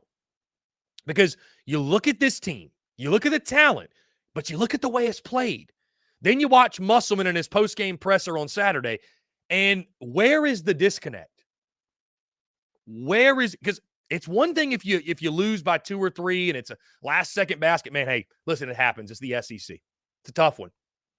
You lost by 32 points. 32 on your home court. This was literally a repeat of the football game, just in basketball form. I don't know what voodoo doll Auburn has, the hog voodoo doll that they're poking, but my God, stop, because it's hurting. It's hurting the folks in Fayetteville. I think you got to hit the panic button. We've been waiting on Arkansas. Are they going to come to life? Are they not? At what point do you say, you know what? Something's missing from this team. Something's missing from this team because, I mean, it's abysmal. I mean, it's abysmal. Arkansas is a disaster. They flat out stink right now. They stink in every sense of the word. So give Auburn credit. That's taking nothing away, by the way, from Auburn. I'm taking nothing away. But you lose by 32 on your home floor. You got issues, right? Home floor is supposed to be tough to win on the road in the SEC. Auburn made it like it was nothing. So where is the hope, I guess? I mean, 17 more SEC games, but my goodness, Eric Musselman has got his hands full. Now, let's move to Rocky Top, guys. Another big one here in the SEC over the weekend, which, again, was really, really fun. Like I mentioned on Friday, this is where the men separate themselves from the boys, right? We've had fun during non-conference play, right? Who's shined, who's made a splash, who hasn't, whatever. This is where you figure out who teams are, is in conference play. And Tennessee is an absolute beast. An absolute beast, man. Ole Miss comes in. I think, listen, it's too early, in my opinion, to call Ole Miss any sort of fraud. It is. It is. One conference game in. You go to Rocky Top in a primetime atmosphere, primetime environment. And, I mean, Tennessee just laid the wood to the Ole Miss Rebels. 90-64 the final. Again, I think the fraud talk with Ole Miss, that's where folks want to go. It's too early. But, hey, go ahead and get your shots in at Ole Miss while you can. If you're another SEC fan base, get your shots in at Chris Beard and Ole Miss while you can. Call them a fraud because your team's probably got to go to Rocky Top also. Your team's also got to play this Tennessee team. And if you're not careful, that same result could happen to your favorite team. That same result probably will happen to a couple of the fan bases out there that are laughing and mocking Ole Miss over this result. Tennessee's for real, man. Tennessee is legit in every sense of the word. They're a veteran team. They got a great head coach in Rick Barnes. They're a veteran group with guys like Ziegler and Vescovi. Adu is a dude, 24 points. He led the Vols in that category. They shot 47%, guys, from the field. They've got depth. Their bench is fantastic. They're physical as hell. It's a nightmare playing Tennessee, especially at their place. But they are physical as hell. They're going to make the refs make a decision early on in a ball game. And so I think Chris Beard, I still think Chris Beard has a solid team. I do. I still think he's got a solid team. But, man, that Tennessee team is different. That Tennessee team is really different. I think it's them and Kentucky at the top. Speaking of Kentucky, guys, let's go to their game. Gritty win in Florida, in Gainesville. 87-85, the final in this one. These are the type of games you have to win, man. These are the type of games you have to win. If you're going to be a top-tier team in the SEC, Florida's a good ball club, by the way. I think they fell to 10-4, but still a pretty good team this year. One of those really tough middle-of-the-pack teams in the SEC, right? But if you're a team like Kentucky, it's a good sign. Good sign if you're a fan of the Cats. Good sign. You can go on the road, win a game like this. It's a really, really good sign, right? Reeves with 19 points, Wagner with 14, Shepard with 14, Mitchell with 12, Bradshaw with 10. They're just so deep, man. So many guys making contributions. How about Florida? Pair of guys with over 20 points. Maybe that lack of depth showing, right? Had 4 guys in double digits, 2 over 20. Outside of that, 6, 3, 3, 2, 0. So I think this is a Florida team going to give some people some headaches, no doubt. But that's a really, really good win for John Calipari's squad. And those are the type of games, guys, in the SEC, as good as the SEC is now, you got to find a way to compete. You got to find a way to overcome the adversity, overcome the elements, overcome the crowd. You got to find a way to win. That was a damn good win for Kentucky. Let's go to Columbia, guys. We talked on Ole Miss, right? They were the team everybody was talking about at 13-0. Kind of a gauge on, are they for real? Are they not? How about South Carolina, who came in that game 12-1, beats Mississippi State on the home floor, a game in which they were underdogs. It's crazy how many games, what South Carolina basketball has to do to get any sort of credit when it comes to the hardwood. I understand South Carolina, guys, does not have a fantastic history on the hardwood. But this year's team, I thought this was a great win for the South Carolina Gamecocks, who I just checked the AP Top 25, guys. South Carolina is still not ranked. Received 29 votes, effectively. By the way, Ole Miss received 125. They're effectively ranked 27th, 28th, 29th, 30th, 31st, 32nd, 33rd, 34th. South Carolina 35th, one spot ahead of Miami, if you go by the votes and stuff like that, others receiving votes. So, South Carolina men's basketball still not ranked at 13-1. I mean, again, how much of that is like preseason perception? How much of that is people still don't think South Carolina has played anybody all that great? I know Mississippi State's not exactly a juggernaut, guys. I get that. But navigating the schedule 12-1 in non-conference, the question was asked, okay, is this team for real? Are they legit?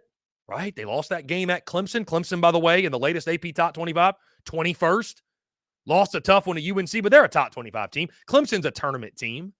Lost it at their place in a close game. So, I'm not ready to go on record right now and say that Lamont Paris's team, I mean, it's admittedly, I'm still someone that I think, okay, I think at best they're probably a middle-of-the-pack team. If they reach 500 in SEC play, they had a really, really good year. I probably think at this point, probably 7-11, maybe 8-10 is best case for South Carolina. But I mean, all they do is on a nightly basis keep proving people wrong. And for Mississippi State, again, you go on the road. That's why I picked South Carolina. You're going up against a team with lots of momentum. Continue to get Tolu Smith back in the rotation. Continue to get Tolu involved. He's coming back from that injury. Get him in the flow. I think State's going to be fine, obviously. We're just one game in.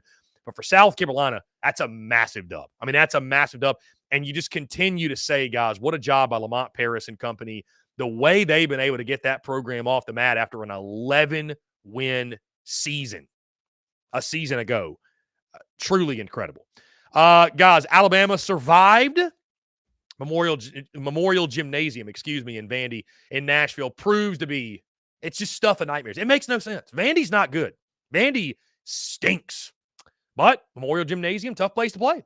It's just a tough place to play, man. But Bama survives in that ball game. Still kind of trying to figure out what Bama is. 78-75, they get the W, but a win's a win's a win. Guys, and I think what the weekend really showed, we know that over the past, let's say, decade, the SEC has been getting better and better and better and better and better on the hardwood because of, increase in talent, because I think the coaching has gotten much, much better over the last decade. You've seen some big-time coaches take jobs in the SEC, and now this league is just full of big-time coaches at practically every stop. I think over the weekend, the SEC just simply flexed its depth, guys. My biggest takeaway from the opening weekend, the depth that shined through. I mean, you got teams that were picked at the bottom. South Carolina, Ole Miss. Maybe not Ole Miss this weekend, but you got teams at the bottom like South Carolina, Georgia, LSU, right? Getting big conference wins. LSU and Georgia both on the road. The depth of the SEC this season is as good as it's ever been. I mean, it's scary good. It's not just a top-heavy league with Tennessee and Kentucky and maybe Auburn up there. All throughout the league, guys. I mean, there's a reason why a lot of folks are projecting, 9 teams? 9 teams in the NCAA tournament? This is truly like the SEC in basketball has reached levels damn near like baseball, where it's like any given day, anybody can beat anybody. I mean, hell, you almost had Vandy beat Bama. And Vandy, like I mentioned, they're bad. They're really bad. South Carolina's 13-1. Ole Miss, despite their loss, 13-1. There are no easy wins in this league this year. And, guys, it's going to make for one hell of a conference season. Guys, let's jump into a quick break. On the other side, we'll talk the transfer portal. Who's gaining some big-time momentum? We'll look at the rankings, talk about some of the latest pickups, some of the latest movements in the portal. Guys, all that and more on the other side of this break. You're tuned in to SEC Unfiltered Live. Yo, you think Dallas' Power 4 gonna drop 30 tomorrow? Boy, you tripping. Did you see his mom made a post about going to the game? What? Hold up. His mama gonna be there? He's been averaging like 34 points a game when she's there. At least 40 when she be on that Jumbotron. He don't like to let his mama down. Pick more, pick less. It's that easy. Cash in on your sports fandom with Prize Picks. SEC Unfiltered Live is brought to you by our friends over at Prize Picks.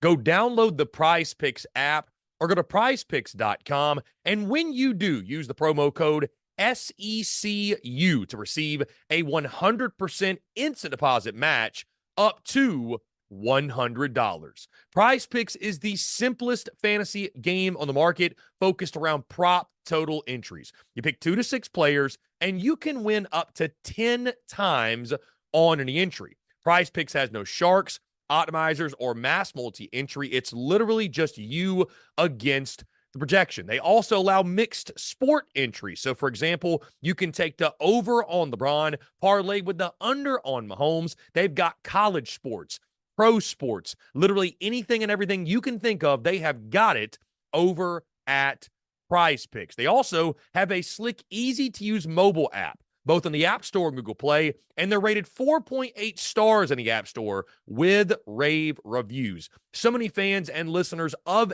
SEC Unfiltered have made tons of money with our friends at Prize Picks, and you should as well. So again, go download the Prize Picks app or head over to prizepicks.com, and when you do, use that promo code SECU to receive a 100% instant deposit match up to $100.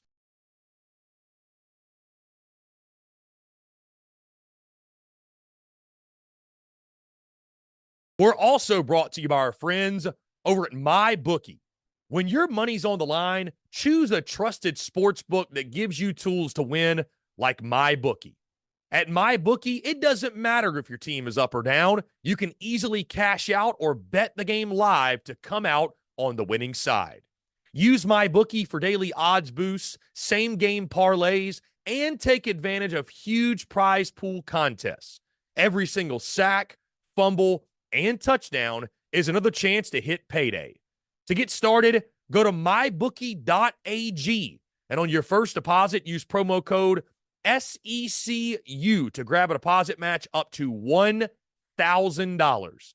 Try the MyBookie money bag as well to grab a potential Super Bowl frontrunner at long shot odds, plus 38,000 on the Eagles and Chiefs. You won't find odds like that anywhere else. Bet anything, anytime, anywhere, only with MyBookie. Finally, SEC Unfiltered Live is brought to you by our friends over at Roback.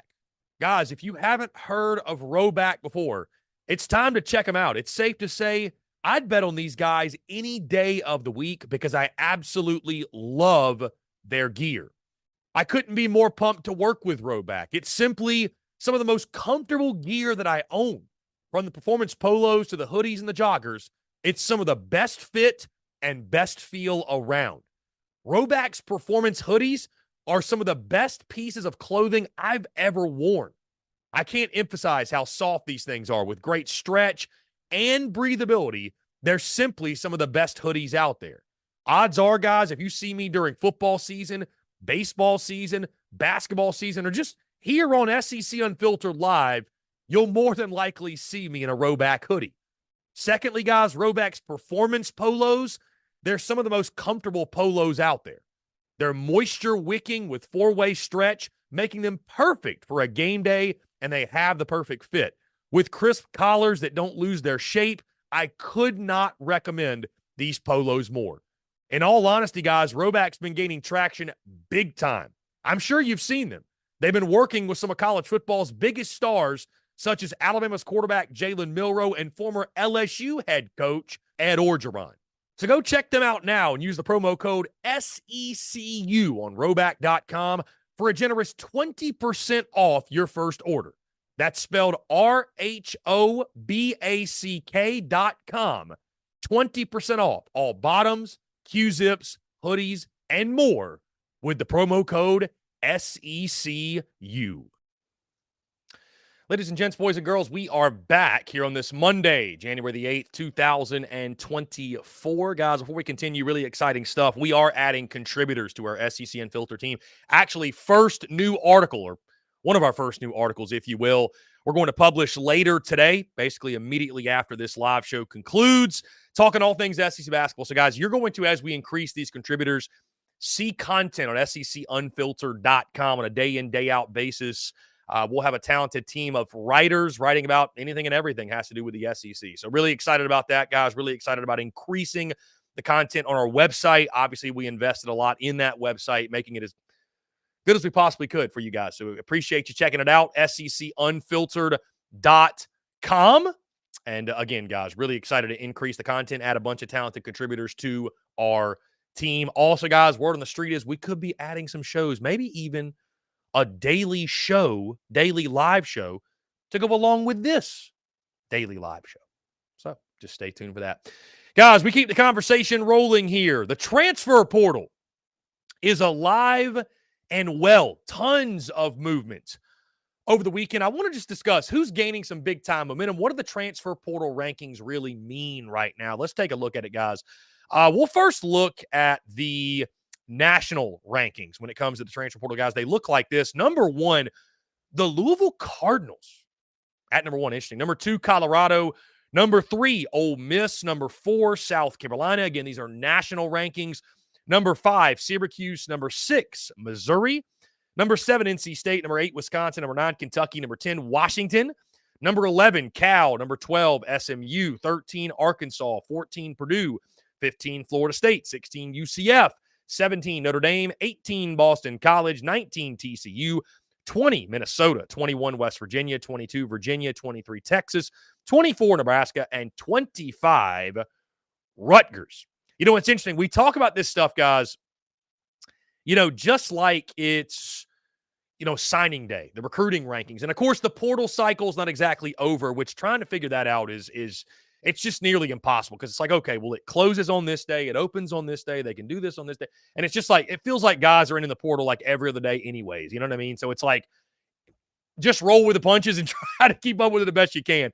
But this stuff is becoming nearly just as important. For some schools, even more important than National Signing Day is. When you have coaches that are trying to flip rosters or parlay positive momentum from a season and build on, maybe be a 12-team playoff team or take the program to the next level, or again, rebound from a bad season or whatever it might be, the portal is essential. I know that we can all agree with that. Now, the SEC rankings, guys, we just went through the top 25 national rankings. I think these are the rankings that more so matter because, guys, right, just like when it comes to the recruiting rankings, and we get so lost in the top 25, our team was ranked 20th in the national recruiting rankings. Okay, well, you were 12th in the SEC, so who really gives a damn? What progress did you make, right? The SEC rankings is what truly matters. And right now, the transfer portal team rankings for the SEC look like this. At number one, the Ole Miss Rebels. Number two, South Carolina, who made a significant jump over the weekend. Number three, the Missouri Tigers and Eli Drinkwitz. Number four, Kentucky. Number five, Arkansas. Number six, Texas. Number seven, Oklahoma. Number eight, Auburn. Number nine, Tennessee. Number 10, Florida. Number 11, Texas A&M. Number 12, LSU.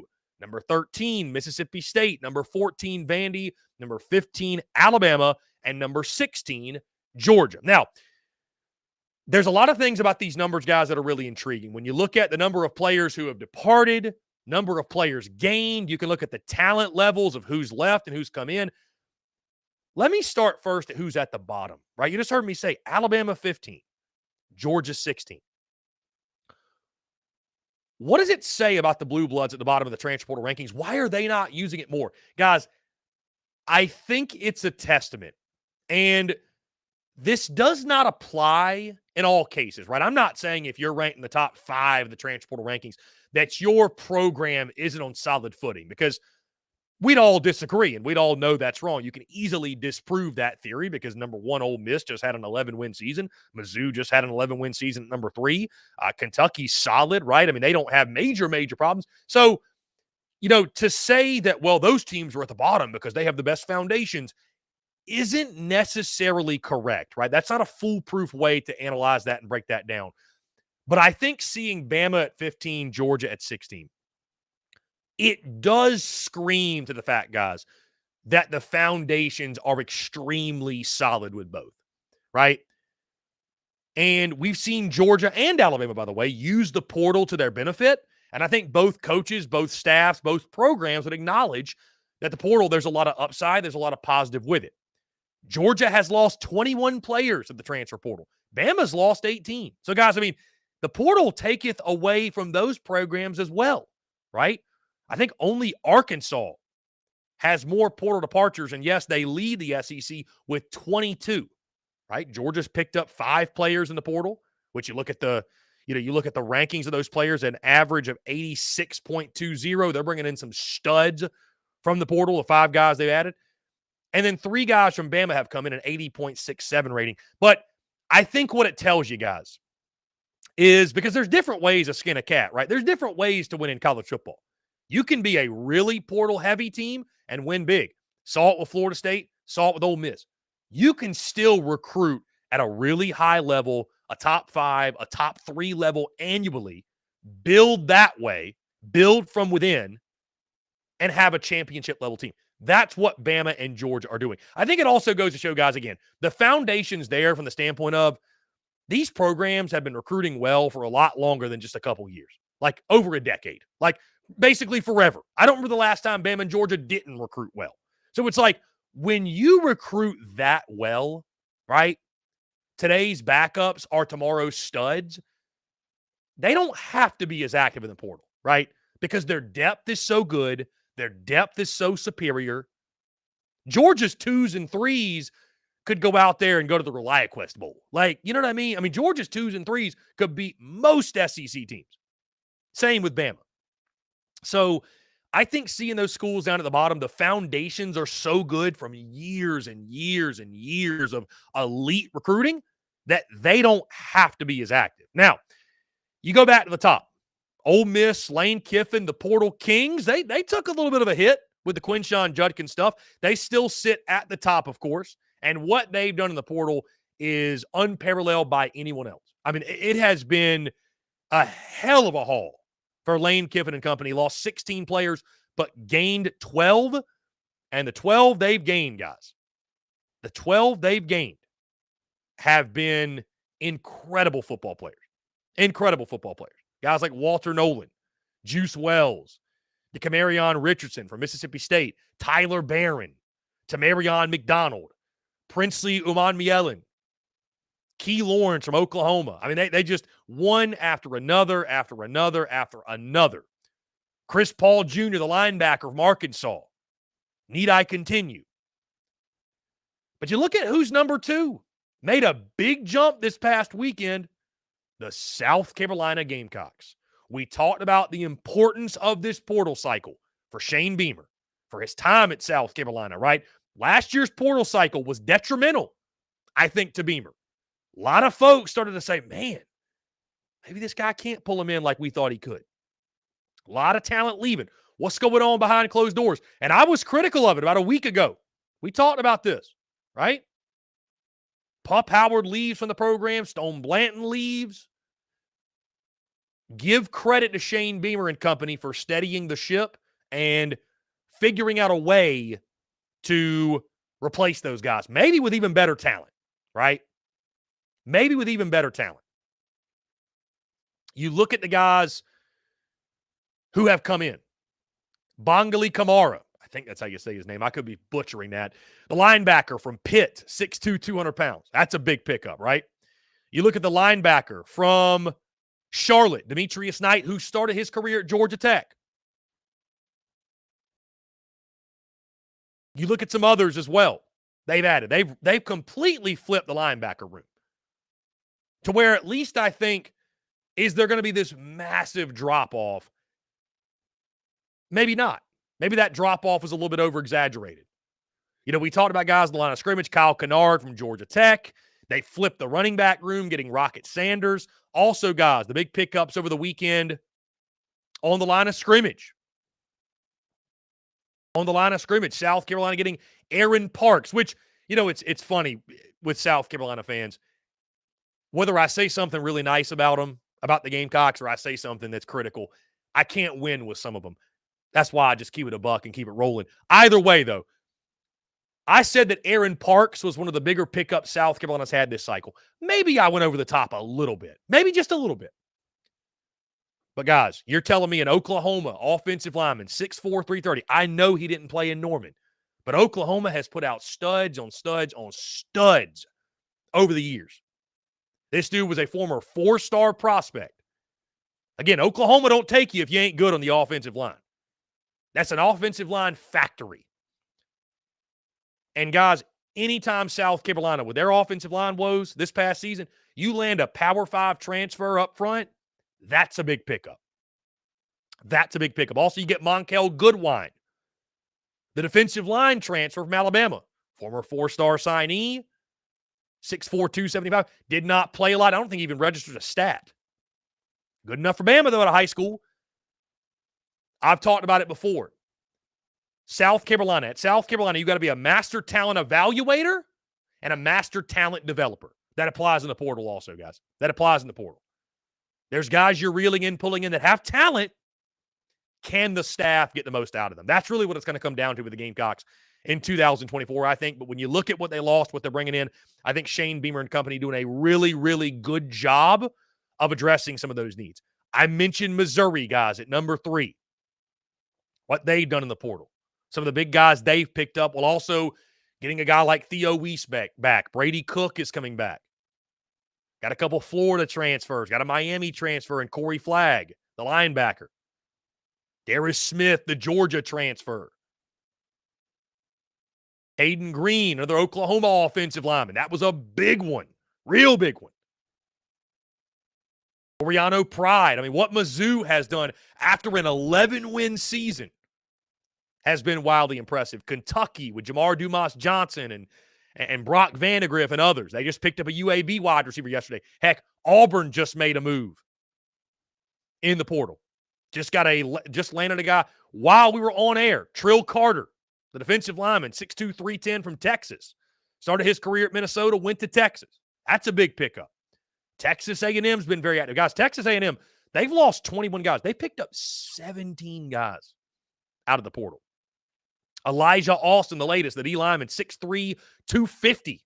Coming from Memphis, stats were really, really good. They also picked up guys, E.J. Smith, the son of Emmitt Smith. Fantastic running back, of course, at Florida. That week 3 ball game, I believe it is, in Gainesville, is going to be an electric factory. Cannot wait to see that one. E.J. Smith was really good at Stanford.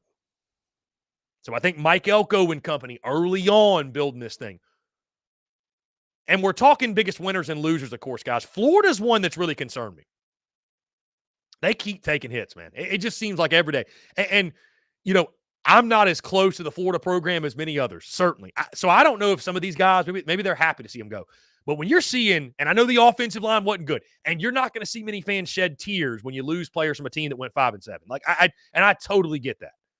But when you're seeing offensive linemen start at every game, offensive linemen started every game, offensive linemen played in 20 games, you're like, who in the world's blocking? Now, they did get Pup Howard, the South Carolina transfer. So, but you never want to see, too, guys, when you're like, and I think they got to change this rule because it just seems weird to me to see guys like Jaden Hill go from Florida to Texas A&M, right? Going to be playing against the Gators this year. Like, that stuff is weird, man. Trevor Etienne going from Florida to Georgia. Chris McClellan going from Florida to Mizzou. Jalen Farmer going from Florida to Kentucky. Like the amount of guys that Florida has had transfer within the conference. Princely, obviously, we mentioned going to Ole Miss. It is insane the amount of guys that has transferred within the conference. You know, I think Sam Pittman in Arkansas, what they're doing trying to flip a roster, 22 guys out, 12 new ones in. Oklahoma, 17 guys out, 9 guys in. So Tennessee as well, who I think is more so building through recruiting. Just 5 portal signings. They lost 12 guys. So not a lot of turnover there. But they're also working in the portal, getting some guys they think can help them. So, you know, I think all in all, guys, there's different ways to do it. I wonder, too, guys, back to the Ole Miss situation, because, again, they are number one. It's really fun to talk about Ole Miss, the talent they've added. This Quinshon Judkins thing, I wonder, would Ole Miss fans take Quinshon Judkins back? There's been some chatter about the Quinshon Judkins thing, and potentially, you know, he's visiting Ohio State right now. I don't know that he goes there. That would be a good fit, but you saw the Jackson Dart post after he hit the portal, and we've heard all this stuff about his ego and he's not a team player, and they feel some type of way about him in the locker room. It'll be funny how that all go away if Quinshon was like, man, I want to come back. You know what? I made a decision to evaluate the market. I didn't really like what I saw. I want to come back. I wonder how that tune would change if Quinshon Judkins decided he wanted to come back. I wonder if Ole Miss fans would take him back.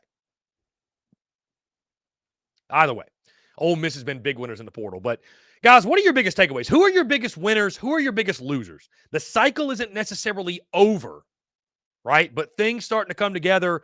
I think the dust is somewhat starting to settle. I say that, and we'll have some madness breakout over this week or the next couple weeks. But some big movers, I think. I think some big movers, guys. I think some teams that absolutely have improved their football teams throughout this transfer portal cycle.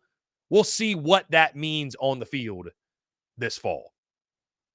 Guys, let's jump into our final break of the day. On the other side, we'll take a couple questions. We've ran through some topics big time. We'll run through to the end of the show and, get it rolling on this Monday, January the 8th. All that and more, guys, on the side of this break. You're tuned in to SEC Unfiltered Live. Yo, you think Dallas' Power 4 gonna drop 30 tomorrow? Boy, you tripping. Did you see his mom made a post about going to the game? What? Hold up. His mama gonna be there? He's been averaging like 34 points a game when she's there. At least 40 when she be on that Jumbotron. He don't like to let his mama down. Pick more, pick less. It's that easy. Cash in on your sports fandom with Prize Picks. SEC Unfiltered Live is brought to you by our friends over at Prize Picks.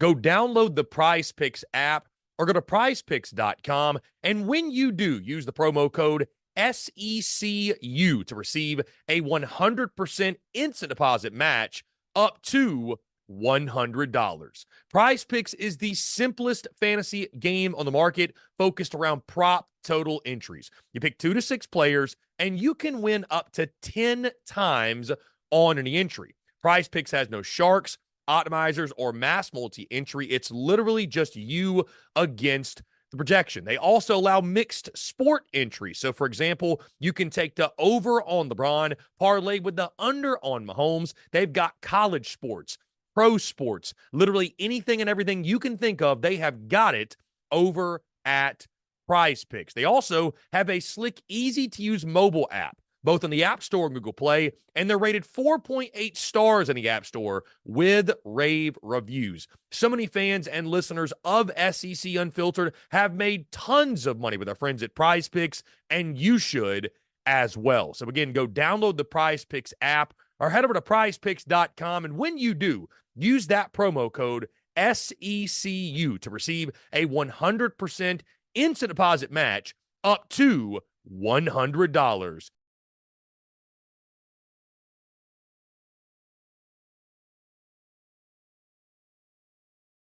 We're also brought to you by our friends over at MyBookie.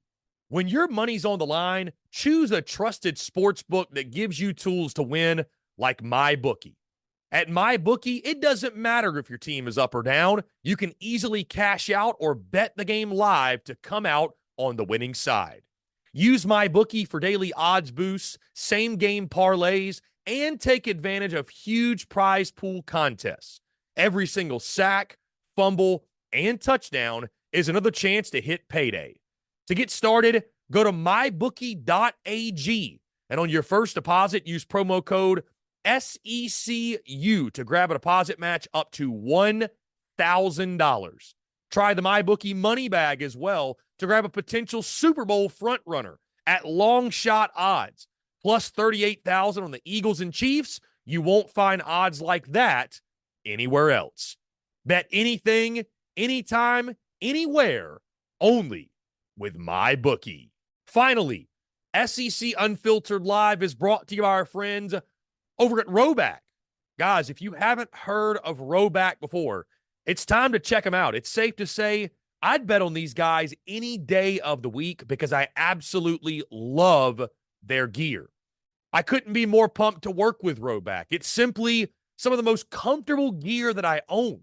From the performance polos to the hoodies and the joggers, it's some of the best fit and best feel around. Roback's performance hoodies are some of the best pieces of clothing I've ever worn. I can't emphasize how soft these things are with great stretch and breathability. They're simply some of the best hoodies out there.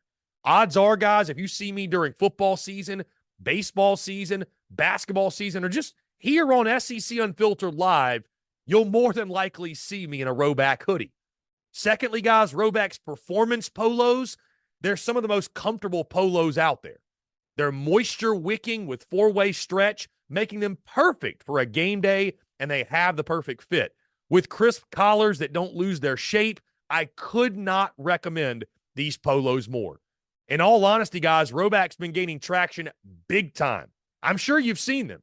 They've been working with some of college football's biggest stars, such as Alabama's quarterback Jalen Milroe and former LSU head coach Ed Orgeron. So go check them out now and use the promo code SECU on Roback.com for a generous 20% off your first order. That's spelled RHOBACK.com. 20% off all bottoms, Q-zips, hoodies, and more with the promo code SECU. Ladies and gents, boys and girls, we are back. Final 12 minutes or so here on the show, taking your questions, your comments, and your voicemails in our daily mailbag segment, a condensed daily mailbag segment today, guys. I'm honestly like I thought we'd have more time, but we got on a roll with all of our topics, the conversation, and again, the beauties and the banter, man. I thoroughly enjoy it. So, anyways, we'll get some questions, some comments in here, guys. National Championship game day. Really excited to have you guys on and appreciate the love and support. Let's see. We had Austin Wright, SEC Unfiltered. Let's go. What's going on, man? Sergeant Pickles, morning all. Don't mind me to stress watching every single live show I can. I hear you, man. Love it. Love it. Washington fan. Love that. Okay. Thank you for sitting through my rants on Washington and, picking against the Huskies. I think Washington likes it that way. I think the Washington Huskies like it that way. I think their fan base likes it that way. I really do. I think they like it that way. So, Travi, what's going on, man? Appreciate you. What's up? What's up? What's up? What is up?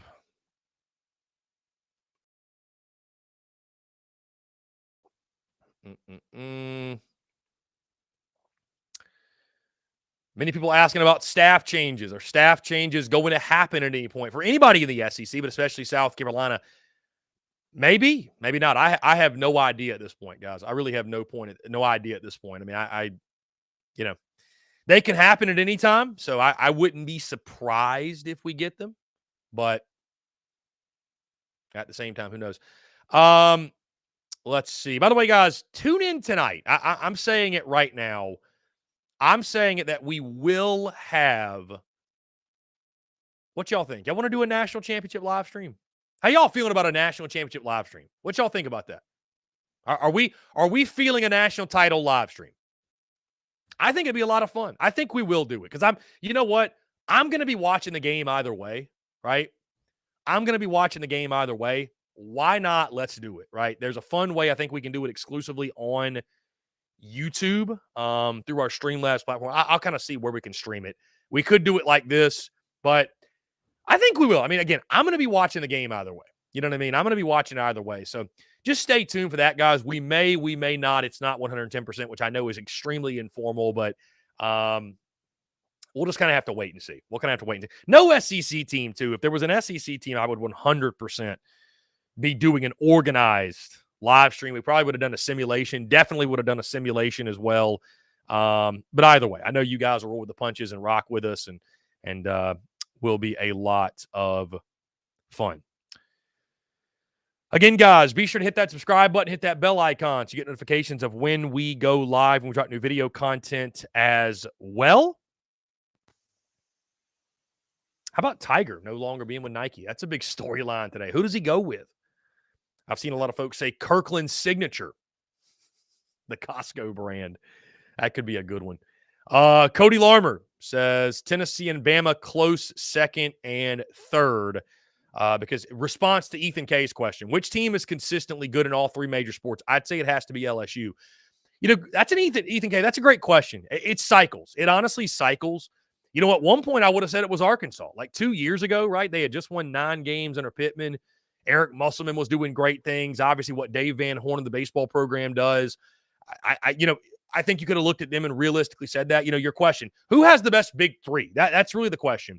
And you can even factor in Big Four if you want to include women's basketball in this also. You know, I think sometimes it's LSU, no doubt. I think sometimes it's LSU when you factor in, you know, men's basketball struggled lately. When they had Will Wade, though, football is obviously cooking, feels like every single year. Baseball, I mean, just won a national title. So I would say right now, though, guys, who's got the best big three right now? Or who's got who has the healthiest athletic department in the SEC right now? I would probably go Tennessee, honestly, because like maybe they don't have the high-end success of winning a national title, but like, dude, Tennessee is legitimate across the board and everything. Even women's basketball, you want to bring that in. I mean, football, they basically got a floor now of 8 wins under Josh Heupel. Basketball, Rick Barnes, that might be the best team in the SEC this year. And then what Tony Vitello's doing on the diamond, and then you got the Lady Vols as well, guys.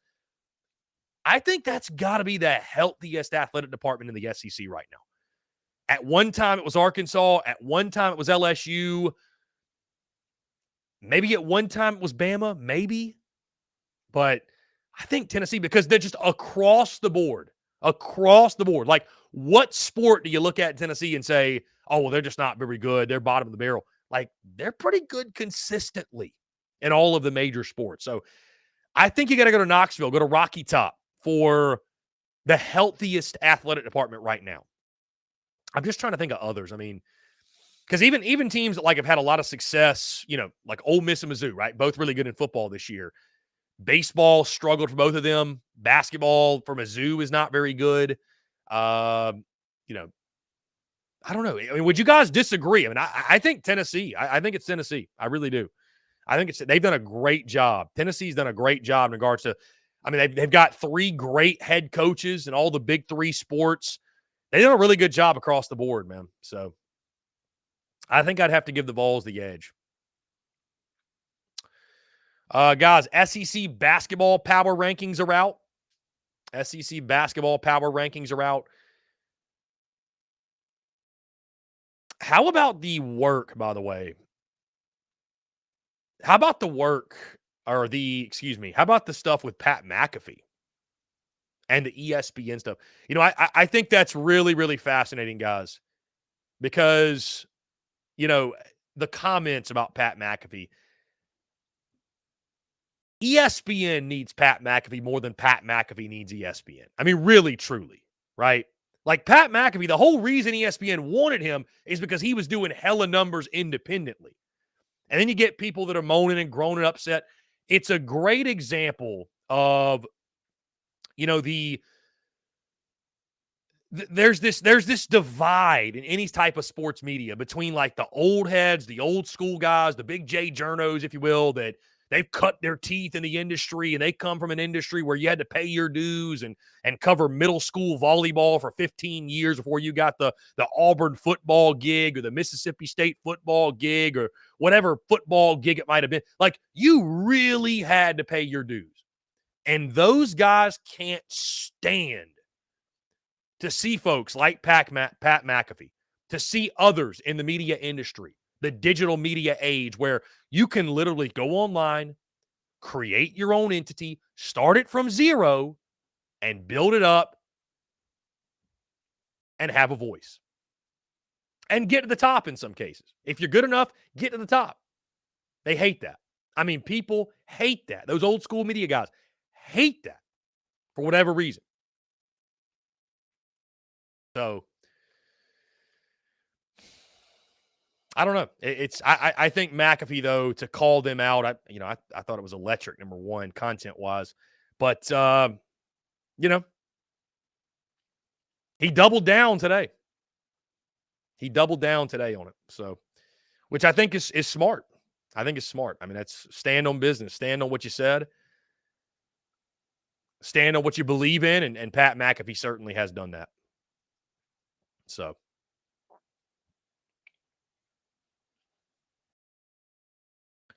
dude, shout out to Pete Nakos in the game at On3. They are killing this transporter stuff. Former Albany quarterback Reese Poffenbarger has committed to Miami. Led FCS in 2023 in passing touchdowns with 36, yards with 3,600. 2 years of eligibility remaining. Did Miami just get their quarterback? Maybe. Miami fans look like they're in shambles, though. I mean, it's just hard to move the needle when you land FCS, guys. It's really tough. It's just really, really tough to move the needle. It's tough to move the needle. It's because it's just a completely different level of ball. Some of them work out. Some of them turn out to be studs, really, truly. And then some of them flop.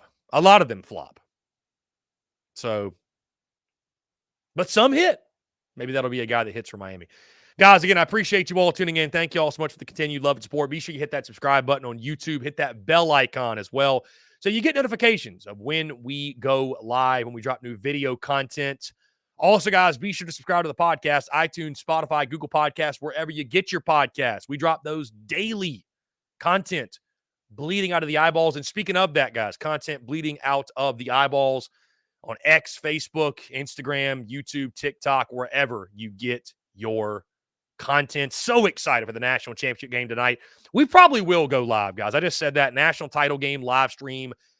We probably will do it. If you see it scheduled on YouTube, then you're going to know, which I'm leaning towards we'll do it. I think that's a great opportunity to talk ball with you guys, watch the game, go live, hang out. I'm going to watch it anyways, right? Why not do it in the company of fans of SEC Unfiltered, truly. So, again, guys, we're geared up for a big-time week. We got some big-time guests upcoming. So stay tuned for that. Really excited for those guys to jump on the show. And, again, really appreciate you all, your love and support. Thank you so much to Blake Ruffino, AYS Sports, by the way, for taking the time. Thank you all so much for engaging and being active during the show. And we're just in the beginning, guys. We're laying the groundwork, really, truly, for what the SEC Unfiltered is, what it's going to be, though. More importantly, I appreciate you guys that are with us from the jump. Thank you all so much for believing in us, for giving this a chance, for giving me an opportunity to grace your airwaves on a day-in, day-out basis. Guys, thank you all so much. Appreciate you all tuning in. Have a great rest of your Monday, and we will talk to you all tomorrow.